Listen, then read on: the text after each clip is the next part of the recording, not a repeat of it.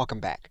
We can use the information that we get from ChatGPT in order to create specific content for specific audiences. For example, we can take our qualified information and we can use it in order to create a specific outline that we can use in order to compose presentation content. For example, assuming that we were to give ChatGPT a specific command in order to give us an outline of some of the information that we have produced. And we would then give ChatGPT the commands that we want it to undertake. Once we have the content that has been generated by ChatGPT, we can then look for references.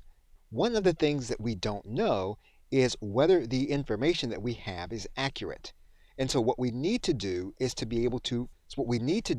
we need to be able to search to determine from reputable sources whether the information that we have is accurate. What we can then do is we can ask ChatGPT to give us reference information for our qualified list. And so we are going to request that ChatGPT give us a list of references and where we can find the references. We are then going to click Enter. Again, because one of the weaknesses, as stated by ChatGPT, is that there may be inaccurate information in scraping from the web, we can ask ChatGPT to give us specific web-based references that we can go to verify any of the information that we have.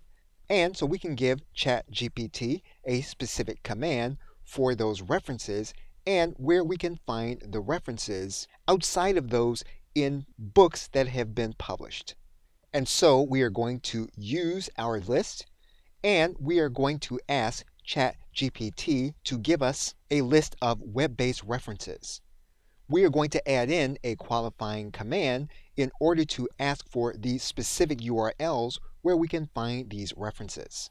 And so once we have written our command, we can then click Enter. So basically what we have now done is we have now created a system of references for the information that we have asked ChatGPT in order to retrieve for us. We have also mitigated the weakness of ChatGPT in seeking out these references. In another video, we will undertake the process of citation for your idea and research process. Okay, so with that, thanks, and I will see you in another video.